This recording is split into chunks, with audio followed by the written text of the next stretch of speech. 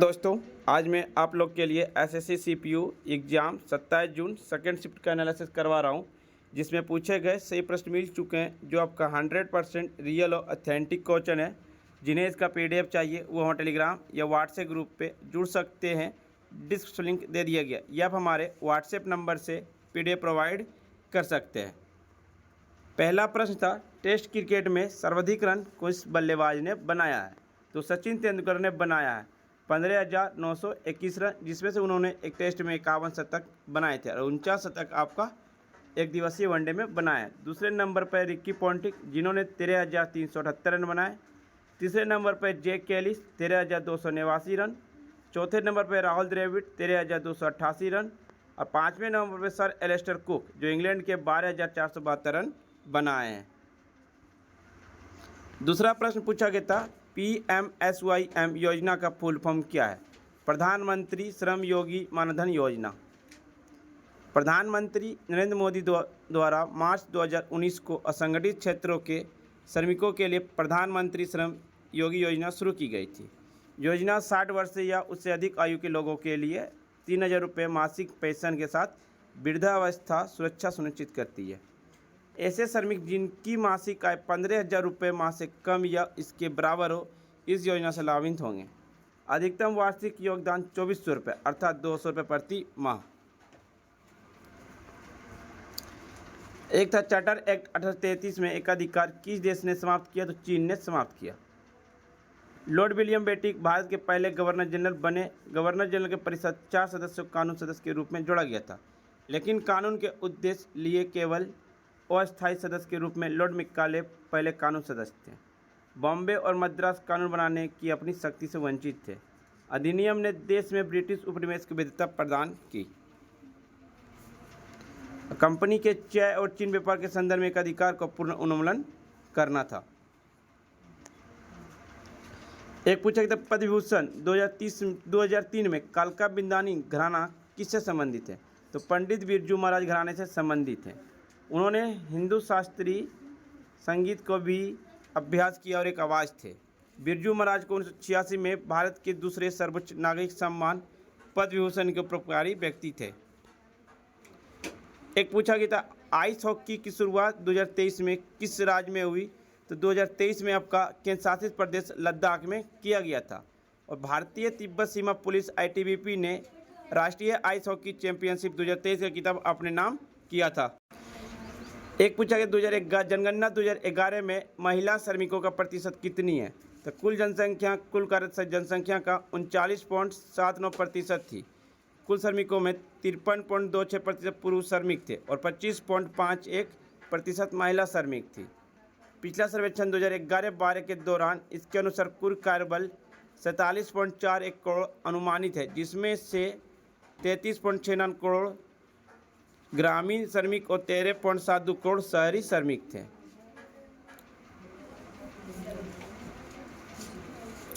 मौलिक अधिकार को मैग्ना कार्टा किस देश के संविधान से लिया गया? तो संयुक्त राज्य अमेरिका से लिया गया। मौलिक अधिकार आपका भाग 3 में है। अमेरिका के संविधान से लिया गया मौलिक अधिकार: न्यायपालिका की स्वतंत्रता, न्यायिक समीक्षा, राष्ट्रपति का महाभियोग, सर्वोच्च न्यायालय उच्च न्यायालय के न्यायाधीश को हटाना और उपराष्ट्रपति का पद। जर्मनी के संविधान से लिया गया आपातकालीन के दौरान मौलिक अधिकार का निलंबन। जापान के संविधान से लिया गया विधि द्वारा स्थापित प्रक्रिया।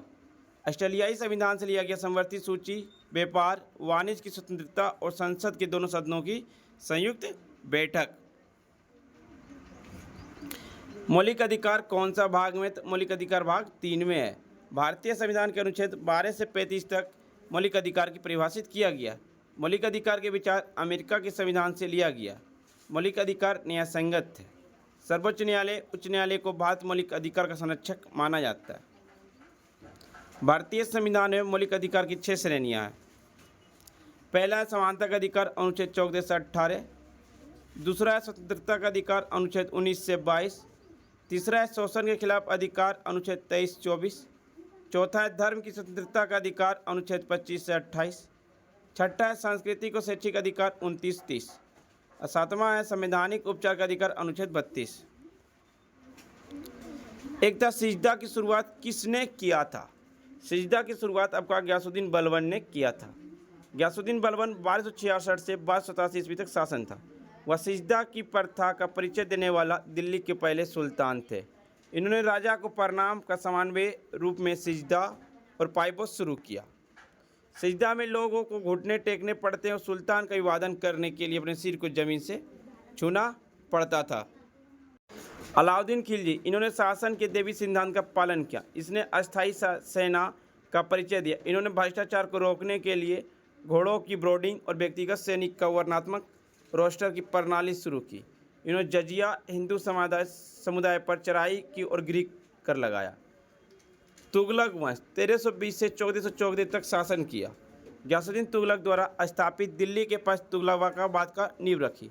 मोहम्मद बिन तुगलक दक्षिण भारत का दौलताबाद के नाम से नियंत्रित करने के लिए देवगिरी में दूसरी राजधानी की स्थापना की। इन्होंने तांबे के सिक्के पेश किए और तकवी ऋण खेती के लिए ऋण का परिचय दिया। दीवान कोई कृषि विभाग की स्थापना की गई थी गयासुद्दीन तुगलक मोहम्मद बिन तुगलक के द्वारा। फिरोज शाह तुगलक एकता प्रणाली को पुनर्जीवित किया और इसे वंशानुगत बनाया। दीवान बेंडगनन गुलामों का विवाह का परिचय दिया। सिंचाई कर का परिचय दिया। ट्रूथ लव एंड लिटिल पुस्तक के लेखक कौन है? Khushwant Singh. Truth love and little mollies भारतीय उपन्यासकार खुशवंत सिंह की आत्मकथा है। भारतीय लेखक, वकील, राजनयिक, पत्रकार और राजनीतिक हैं। उन्होंने 1947 में भारत के विभाजन का अनुभव किया, जिसने 1956 में ट्रेन टू पाकिस्तान उनका सबसे प्रसिद्ध उपन्यास लिखा गया। 1974 में उन्हें भारत के राष्ट्रपति द्वारा पद्म भूषण से सम्मानित भी किया गया। 2007 में खुशवंत सिंह को पद्म भूषण से सम्मानित किया गया। अंतिम पुस्तक द सनसेट क्लब है उनका। एक था CaCO3 का रासायनिक नाम क्या? Calcium carbonate. यह कैल्शियम कार्बोनेट की सही रासायनिक सूत्र है। इसमें कैल्शियम आयन Ca2+ होता है, जो एक कार्बोनेट आयन CaCO32 से जुड़ा होता है। कैल्शियम कार्बोनेट एक प्राकृतिक रूप से पाए जाने वाला यौगिक है और यह चूना पत्थर, संगमरमर और चौक जैसे खनिजों का मुख्य घटक है। यह व्यापक रूप से निर्माण, उत्पादक, कृषि और आहार पूरक के रूप में उद्योगों में उपयोग किया जाता है। CaSO4 यह कैल्शियम सल्फेट का रासायनिक सूत्र है। इसमें कैल्शियम आयन Ca2+ होता है, जो एक सल्फेट आयन SO42 से जुड़ा होता है। कैल्शियम सल्फेट आमतौर पर खनिज जिप्सम के रूप में पाया जाता है और इसका उपयोग विभिन्न अनुप्रयोग में किया जाता है, जिसमें निमाग्री, अस्माग्री और खाद्य योज के रूप में उपयोग किया जाता है।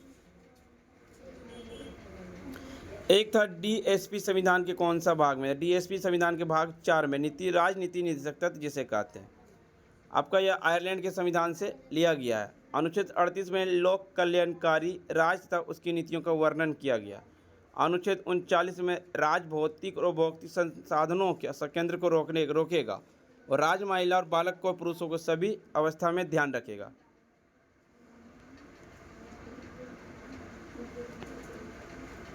अनुच्छेद 39 को में निःशुल्क विधायक सहायता प्रदान करने का अधिकार। अनुच्छेद 40 में राज्य ग्रामीण पंचायत को बढ़ावा। अनुच्छेद 41 में राज्य आर्थिक और शैक्षिक दृष्टि से पिछड़े वर्गों को विशेष ध्यान रखेगा। अनुच्छेद 42 कार्य की नियोजित दशाएं बनाएगा तथा महिलाओं को निःशुल्क परिस्थिति सहायता उपलब्ध कराएगा। अनुच्छेद 43 में उद्योग के प्रबंध में मजदूरों या श्रमिकों के भाग लेने का अधिकार। अनुच्छेद 43 को में सहकारी समितियों की स्थापना 57वां संविधान संशोधन 2011 में। अनुच्छेद 44 में है राज्य समान नागरिक संहिता को लागू करने का प्रयास।